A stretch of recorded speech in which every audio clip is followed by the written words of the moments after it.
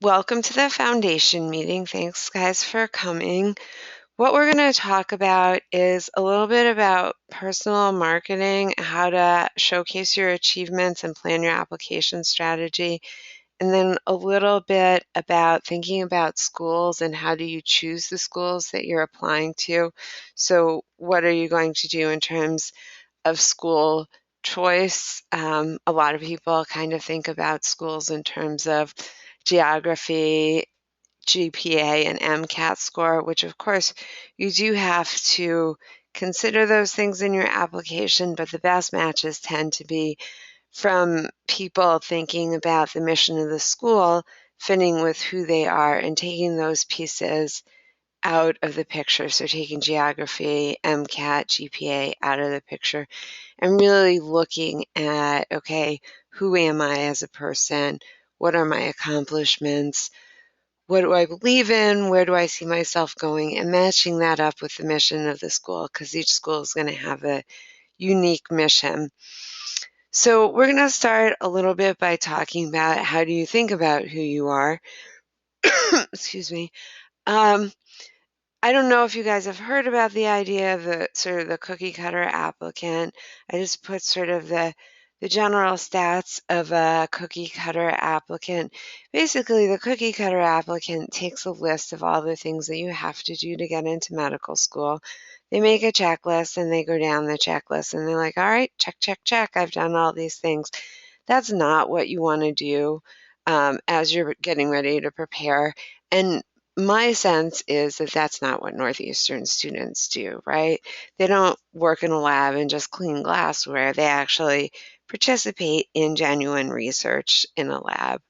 They work in hospitals and they aren't just there being like, okay, I'm going to transport the patient from place A to place B. They're really talking to patients. They're getting a sense of what's it like working in a hospital. What's a healthcare team like? Exploring the field, making sure that they understand the profession that they're applying for so they can make sure that it's a really good fit for them. Doing volunteer work that's something that fits with who they are and their goals. So, you really want to be making sure that you've done all of these different things. And so you guys have been doing all this. This is my visual of the same thing. If you're at a buffet, those cookies look tasty and you might have one or two of them, but you're going to walk down the buffet and you're going to choose a little bit of each of the different things on the buffet. And the same is true for admissions committees. They might take a cookie or two into their applicant pool, especially if the numbers are high enough, but they're really looking to fill their class with interesting people with a diversity of experiences. And so your task when you're putting together your application is really to make sure that you're showcasing all of the things that you've done. So you've spent 3 to 7+ years putting together your application, doing a wide variety of things, some of them things that you have to do, research experience, clinical experience, service experience. You've been getting to know faculty, you've been getting to know a dentist, a physician, a veterinarian. And then some of the stuff that you do is stuff that you just really love to do, being in a club, in a music group, being in student government, volunteering globally, being a part of a tutoring program. So you want to take all of the amazing things that you've done, and you really want to make sure that you're telling the admissions committee, this is what I've done. These are the things that I've done. Not just this is what I've done, these are the tasks, but this is how I contributed to the organization. This is what I learned from it. So you're really going to be focusing more on the contributions and the learning. Yes, you have to talk about the tasks. Yes, you have to talk about the mission of the organization. But they're going to be more interested in what you've learned from it, what you've gained from your experiences. And it's going to take them 15 minutes to read through your application. So you really want to be spending some time as you're filling out your MAP portfolio, as you're doing your self-assessment, thinking about, okay, how am I going to concisely present myself to them? It takes a little bit of work to put all of this together, which is why we talk about this in December as opposed to May, because it's a really important step of your application. You've done a lot of work to get to this point, and you want to take this last step, make sure that the admissions committees know all the work that you've done so they don't think, oh, yeah, cookie cutter applicant, because that's not who you are. They want you to see you. You want them to see you for who you are, which is a unique individual. And the only way that they're going to be able to do that is if you tell them who you are. So it's really important that you tell them exactly who you are, what you've done, what meaningful research, clinical, volunteer experiences you've had, how you meet those core competencies that they're looking for. So how have you served your community? How have you worked with people who are different from you? How have you participated in a team? And there are so many different ways that you can do that. Just looking at how have you been on a team. You can be on an athletic team. You can work in a research lab and be on a team. In a research lab, you can work in a clinical setting and be part of a clinical team there. You can be on a student government and be part of the government team. You can write for a student newspaper or magazine and be part of the group that gets the magazine out on time. That's just a few little examples of just one aspect of teamwork. They also want to know about your journey, why you're applying to medical school or dental school, veterinary, optometry, podiatry school, why this program specifically, as in why do you want to be a physician, why do you want to be a dentist. And they want to get a sense from your application, how are you going to represent them as an alumni? Because they want to take in students who will go forth in practice and be the kind of student that they're proud of. And that really has to do with matching who you are with their mission. So this slide is a list of a bunch of different examples of things that they're really looking for in applications.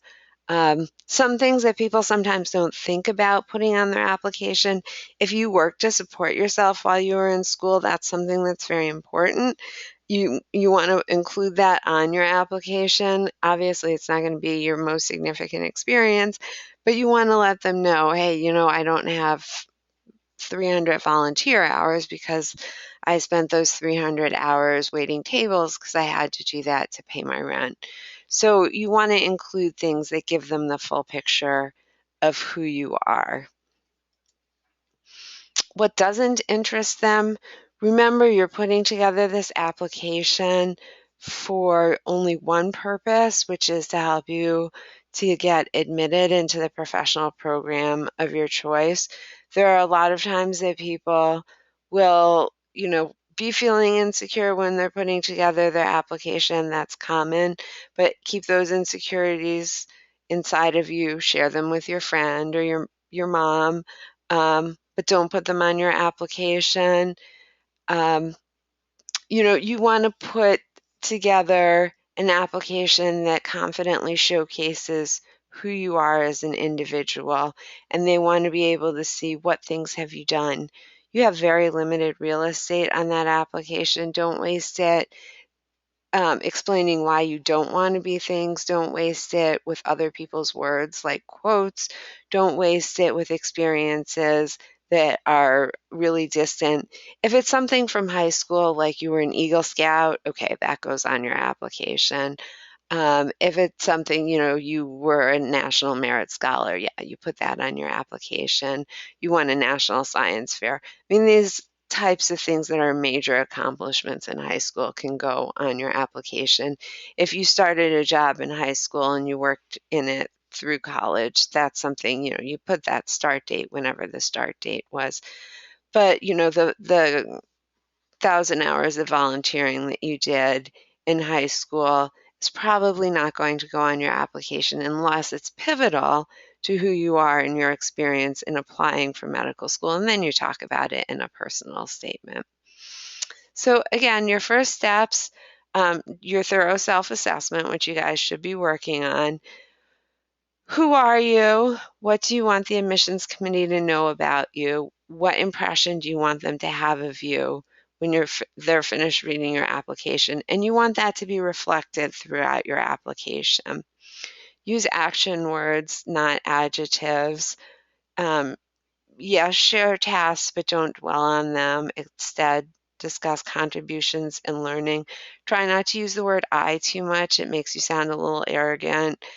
So watch how many times in a sentence you have the word I, even if you don't intend for it to sound arrogant.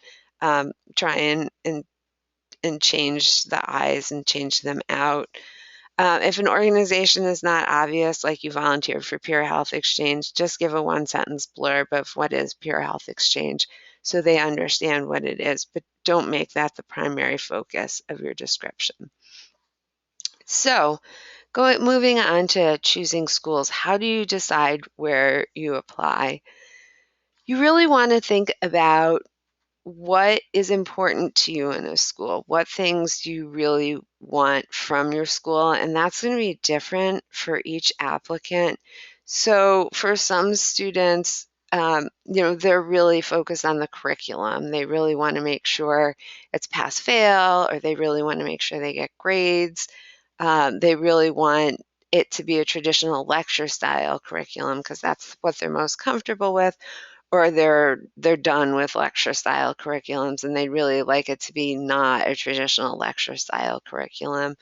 There are some schools that are finishing the lecture a little bit faster, the didactic part a little faster. So, for example, Stony Brook finishes the didactic part in a year and a half, and you take your boards several months earlier than most schools, which gives you more time in the clinical setting. And for some people, that's something that they're really attracted to. It makes the studying a lot faster, and some people are like, whoa, that seems a little too fast for me. I'd rather not do that. So some people have really definite plans about what they would like curricularly. Other people think, well, clinically, I have things that I'm really interested in. I want to be out working with patients right away in the first week, or, I'd rather have a semester to settle into medical school and then start working with patients. I want to be working in a big hospital, level 1 trauma hospital, or I'd really prefer to be in a smaller community hospital where maybe I'll get more attention from some of the doctors. So you want to be thinking about where you're getting educated, what type of teaching you're getting, and then people also have other things that they're looking at.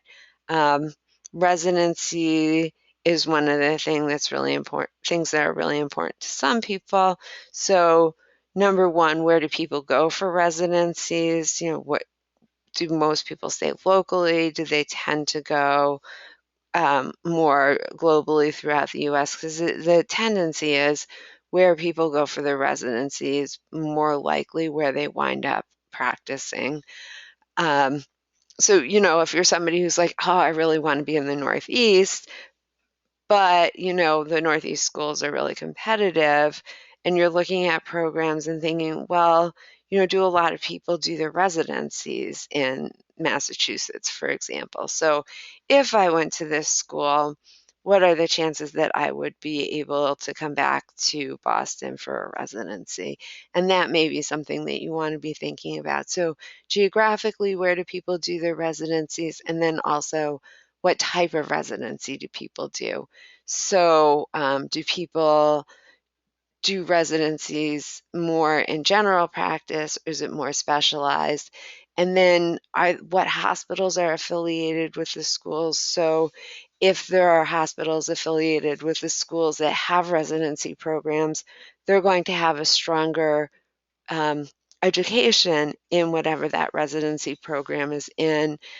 So if you have something specific that you're kind of leaning towards, so you want to do child psychiatry and they have a really good child psych program at the hospital that's affiliated with the school, it may be a good choice for you because you may be able to get a little more experience in child psych. You may be able to get to know people. There may be a better opportunity for you to match into a residency there. Or if you don't match into a residency there, you may at least be able to get a letter of recommendation from somebody who's well known in the field. So a lot of advantages in terms of residency if there is a residency program. Now for dental schools, there are some dental schools where people or some dentists do go on to specialize and do residencies. And so you really want to think about, okay, well, are people going on to specialize? Where do they do residencies? What type of specializing do people do? So you do want to still be looking at residencies if you feel like that might be something that you're interested in. And then a final note, be aware that state schools are very competitive for out-of-state residents, so you want to limit the number of state schools that you apply to that are from states that you aren't a resident of. So for example, New York, if you're a New York resident, that's great because there are 4 state schools in New York, and you may decide that you want to apply to all 4 of them. But then all of the other state schools are going to be a little bit more competitive for you to get into. Interestingly enough, some of the private schools will also give a little bit of preference to in-state residents. Some of the schools do get state funding, so they're going to give a little bit of preference just because people are paying their tax dollars towards the education, so they want to be attracting students who are going to be more likely to remain in the state to provide care. So again, here's a list of some things that may matter to you. Everybody is going to have to choose what things are most important to them when they're considering what matters to them.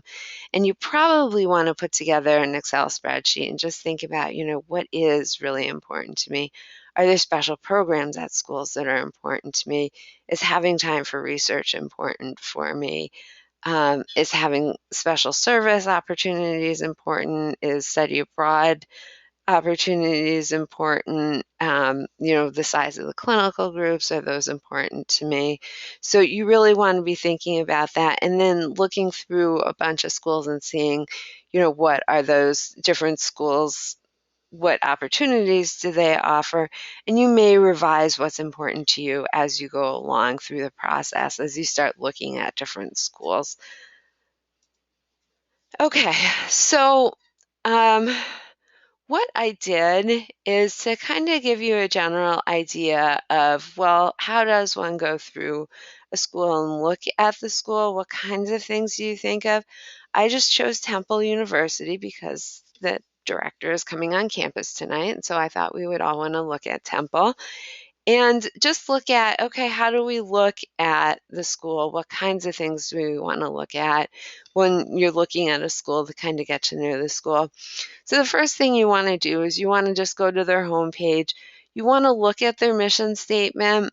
Most mission statements are going to be kind of similar, but here they're designed to be short, and they're going to talk about researching something clinical and patient care. But you can get a general overview of the school, and you can see that as you read further, you'll gain a little bit more of an individual understanding of what is the school, who's the school, like what's the school's mission about, what's important to the school. They received an awful lot of applicants. Now, this is for the class of 2011. You can see the size of the school. You can see the first thing they say here is they take pride in the excellence of teaching, research, and service programs. So that's something that's really important to the school. They're talking about the different hospitals that they have here. So you want to get a sense of, okay, what's the most important thing to the schools? You're also going to want to see, is there any particular marketing material? And they actually do have a video here where they talk about, further in depth what is important to them. So you get a sense of, okay, who is this school? What is important to us? What do we emphasize? What different kinds of things are our mission? And so what kind of students are we looking to attract? So this is kind of I think it's a 4-minute video, so I'm not going to play that. But if you were looking at the school, you would definitely want to do that. You want to go to the admissions website. So this talks about prospective students. And this was a really good, I thought, website information because it told you right here, this is a class of 2015 profile. It tells you the number of applications, the number interviewed, and the number matriculated, the average age of the students, um, average science GPA, average overall GPA, average MCAT score, percent of folks who are residents, male, female, underrepresented. 73% did something between college and medical school. So if you're thinking, is it good to do a gap year? Is it not good? Do they like traditional students? Do they not like traditional students? Well, here it's obvious that they do, and they do like non-traditional students. They definitely are advertising that they like non-traditional students. They're a private school, but they definitely give preference, or at least they're taking in more Pennsylvania residents. They take students from 113 different schools. They did take students from Northeastern. They're talking a little bit about majors, where the students came from. And then I think that this is very interesting too. The very first thing that they're talking about is students had when they're talking about student experiences, is that they had a variety of service jobs. So they're talking about servers, bartenders, hosts, cooks, bouncers. So they're looking for people who have had real jobs where you go to work every day, you show up, you're working hard. It may not be the most glamorous position, but you're there serving the public need, and you're probably not getting paid really well, but they want people who know what it's like to just go in and do a hard day's work. Because the next thing that they're talking about is volunteering at hospitals, going abroad. I think it's very telling about the school that they are putting this information first. And you can also see through looking at this, they're talking about projects they do. They're talking about volunteering, community service, artistic talent, athletics. Interestingly, they don't mention research on there, which gives me an impression of kind of who they're looking for. That if you're the most research intensive person, it may not be the perfect fit for you. Whereas if you're somebody who loves service and clinical experience, and you're somebody who's like, I just want to roll up my sleeves and work, this school may be a really good fit for who you are. Talks a little bit about their clinical and regional campuses, and one thing that I learned from reading over this website is that they have 2 regional campuses, and they take their class of 200, and they have 2 sort of subclasses, that one after the first year and one after the second year, that do their clinical practice at a smaller regional hospital. So if you're somebody who thinks, wow, I'd really like to be part of a smaller class, a smaller group, train at a smaller hospital with more of a community focus where I'm going to get more attention, that may be something that really appeals to you, and that might be something that you really want to think about applying for. And then they're talking about their curriculum here. So you definitely want to read over information about their curriculum. One of the things that they're talking about here, in the second paragraph, is that they made their years 1 and 2 shorter so they could make their years 3 and 4 longer. So they're trying to put the didactic part in a little faster so that you get more clinical experience. Some people may prefer that. Some people may not prefer that. Some people may have no opinion about that. So just something to think about. Most schools will actually put their curriculums up online, so you can have a general sense of, okay, what would I be studying? How would my academics be organized? How would my required clerkships and my advanced clerkships be organized? So you can have a really good sense of what would my academics look like. And actually, this is block 1, human gross anatomy. So you can really see down to some pretty nitty-gritty details.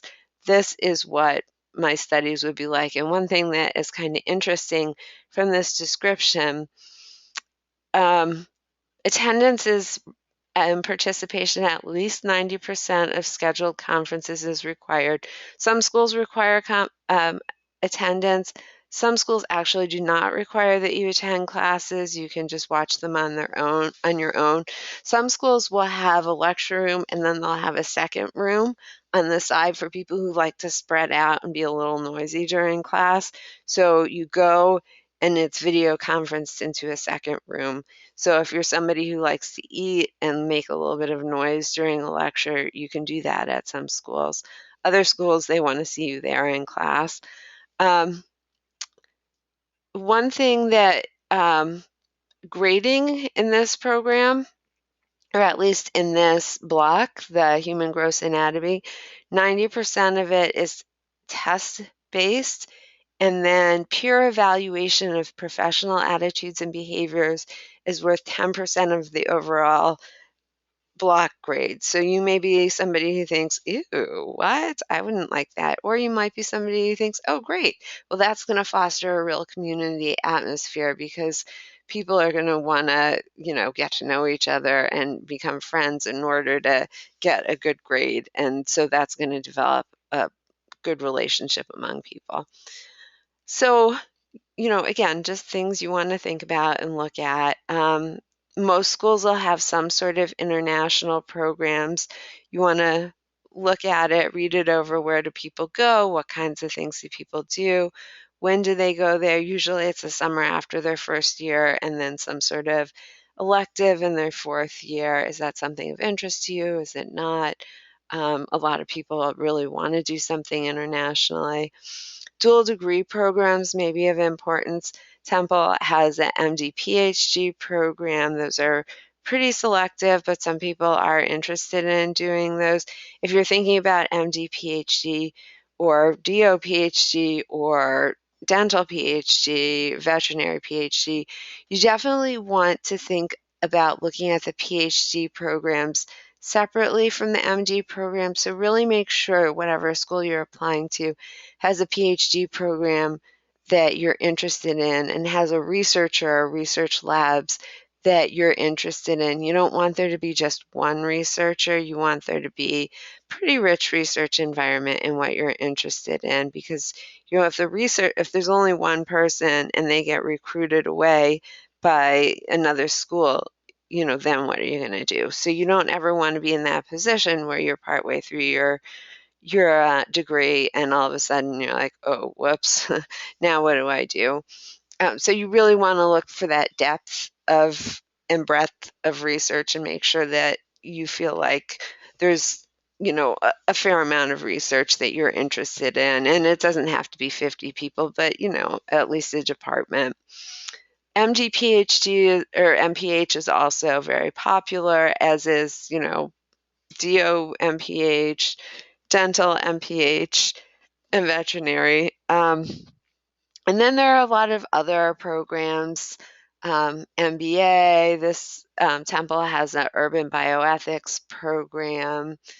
So there are a lot of other programs that you can do along with your first program. Each of the schools will have different ways of applying for it. And within some of the schools, they have different ways of applying for those programs. Again, you want to look over the different departments, research centers, see, do they have basic science departments that you feel are going to meet your needs? Do they have research centers that you feel are going to meet your research needs? Even if you're not doing a PhD, if you're somebody who loves research, you really want to look into the research that's being done at the school and see, is this something that I feel like is going to meet my needs? Will I be able to get involved in research? Is this research that I will find interesting? Is this something that I feel like I can spend, a fair amount of my time with? And then what other programs do they have? So Temple has a Center for Translational Medicine. That's something that may be of interest to you. It's the kind of thing that, you may be able to participate in as a student. So you want to just be looking around and seeing, you know, are there programs that you feel like, wow, this would be something great to be involved in as a part of my degree, and I'd really like to be able to move, this into a part of my practice. Now, this is another thing. As I mentioned, the residencies are really important because that does frequently predicts where you wind up geographically, and then it obviously predicts what specialty you'll wind up in. Most schools will actually list where people have gone for their residencies. So this is Temple's 2015 match list, and you can see, okay, these are the specialties. Here's where people have gone geographically. So you can see there are a lot of people who stay in the area: Pennsylvania, New Jersey, New York. So there is a lot of people who stay locally. But like, here's somebody who's family medicine California. Here's somebody family medicine in Lawrence. Here's somebody who went down to Florida. Here's a San Diego, although that's Navy. There's a couple military folks here. But you can see a lot of people stayed at Temple for their residencies. So if you're interested in remaining there, that's a good sign if you feel like that would be something of interest to you. So it does seem like a lot of people from Temple do stay local in the area, which if you're from the area would be great. People do also seem to leave the area, but perhaps not as much. It's hard to tell if that's because they don't want to leave the area or because, this is where people tend to match more. And it could be a combination of both. A lot of the time, though, people just want to stay in a certain place. And this is St. Luke's, one of the satellite campuses. So this is one of the smaller programs that I mentioned, and you can see where people are matching. So even though they're at a smaller community-based program, they're still matching at, some pretty good schools. Sinai, Bryn Mawr, Temple, Illinois, Ann Arbor, and into a wide variety of specialties. Um, so those are some just kind of general things that you want to be thinking about as you're reviewing and preparing to apply. And then just really quickly, one last, oops, have you guys heard or seen the MSAR, Medical School Admissions Requirements website? For those of you watching at home later, this is definitely a good resource for folks applying to MD programs. The dental schools and the osteopathic schools don't have quite the same sort of database, but for MD programs, you pay $25 for access to this website. It's got some really great information, so I definitely recommend it. It's put together by AAMC for dental programs. That ADSAS, which is the organization that puts together the accreditation for dental programs, has a book that they publish that gives you a lot of this information. And for DO programs, ACOM also has a book that puts together a fair amount of this information. But this tells you costs, it tells you mission, it allows you to compare schools, it tells you what percent of accepted students are in state and out of state. So it is pretty important. I definitely recommend it. And then one last thing that we're going to do kind of quickly here is I'm going to log, oops, sorry, I'm going to log into the application itself and just kind of go through the application quickly. Now we'll look at this again as we get closer. Oops. We'll look at this again as we get closer to applying. Sorry, I can't talk and type. So as we get closer to applying, we'll look at the application again and go over what you need to put in and when you need to put it in. A lot of this information we'll talk about later. So basically, the way the application works, this is your, it'll ask you for general demographic information. It'll ask you for school's attendance, so any school that you've ever attended, including if you've taken college classes in high school, you'll enter that information as well. In terms of institutional actions, if you've ever gone before Oscar, if you were written up and you had to pay a fine, you do need to write that on your application. It's really important that you disclose any institutional actions. If you got caught at 18 with an open container, they're not going to say, oh, well, forget it, you can't be a doctor then. But if you don't put that on and they later find out about it, it can be a really serious problem. And I've heard we have a listserv, and people have said they've had students who actually have graduated from medical school. Their licensing board has found something that they never disclosed and denied them a license because of that. And now they're $20,000 in debt and they're not able to get a license over something that was probably really a silly thing that wouldn't have kept him out of medical school. So you really want to make sure anything that may be found on your record, that you disclose it, and just a brief statement. You had a noise violation. I mean, they're not going to say, oh, well, forget it. You played your stereo too loud when you were 20. You can't be a dentist. But you just want to, talk about it briefly. Biographic information. So they're going to ask you contact information. They're going to ask you some general information. Oops. One of the things they'll ask you about is languages. So with the languages, you have the ability to put in different levels. So you can say, I'm fluent, proficient, I can hold a conversation, basic. Don't exaggerate what level you can speak another language. You could wind up with just poor luck on the day of your interview. You say, oh yeah, I'm fluent in Spanish, and they just happen to have a professor, who is from Spain, who's like, oh, finally I get to conduct my interview in Spanish. So make sure that if you say you're fluent, you could have that interview in Spanish. So don't overstate your abilities. Disadvantage status.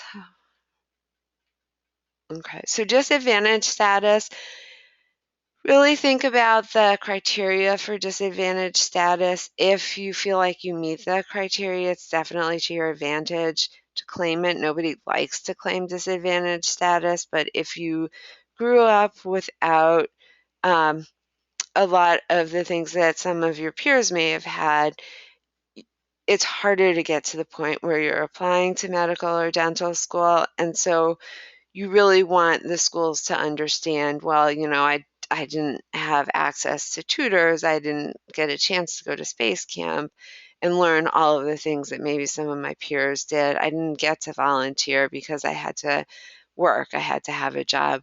So they just kind of want to get to know a little bit about you, and they do take that information into account.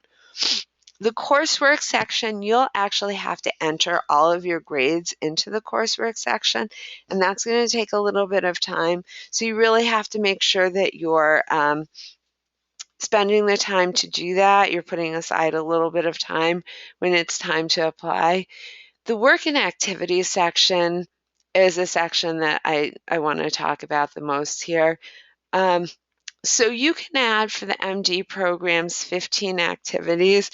For the DO and dental, you can add a combination of activities. So they set theirs up a little bit differently, but it's the same thing. So you'll add activities. What have you done? Who was your contact person? So you'll choose an activity, community service, volunteer. You'll give it a name. the start and end date. If the total number of hours, it doesn't have to be completely exact. Don't overstate it. But they're looking for, was this 10 hours? Was this 100 hours? Was this 1,000 hours? So give, general ballpark if you don't know the exact number. They're trying to get a sense of the size of the commitment. For repeated, sometimes people use the repeated if they have done a co-op somewhere and then they've worked there part-time. And then you get 700 characters for MD descriptions to write about it, and that's where you really want to be thinking about how do I describe this activity in a way that shows what I really did, highlights who I am, what I did, what I gained from it. So those descriptions you want to really take some time and put together. For most meaningful experiences for MD programs, you get to choose 3 as most meaningful, and you get an extra 1,300 characters. So you really want to choose those carefully. It's a lot of extra sort of writing real estate. Obviously, you're going to choose things that are meaningful to you, but you also want to choose what's going to be meaningful to the admissions committee. So most people choose something research related, something clinically related, something volunteer related. So something that you want to describe a little bit more. Your letters of evaluation, you're going to enter a letter, hopefully a committee letter. Hopefully you'll all qualify for committee letters. You're going to choose your schools in here. You're going to put your essay in here, and your standardized tests will come in here automatically. So that's just a quick overview, and like I said, we will have another meeting and we'll go over the application itself as you're getting ready to fill it out.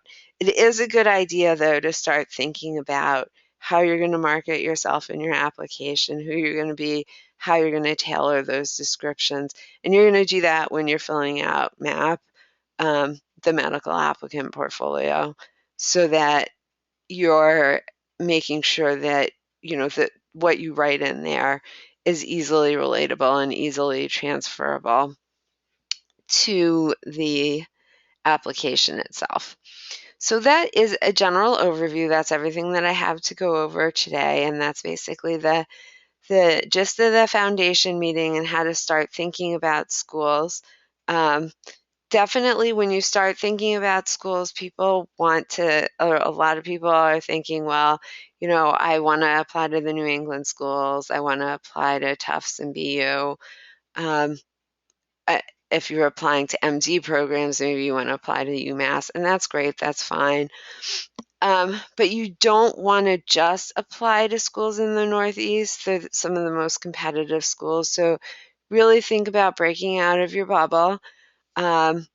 Geographically, and that does not mean, okay, well, I'll also apply to California because California is also really competitive, but really spend some time looking at some schools that are geographically diverse. So try and look at things, in the center of the country, along maybe further south.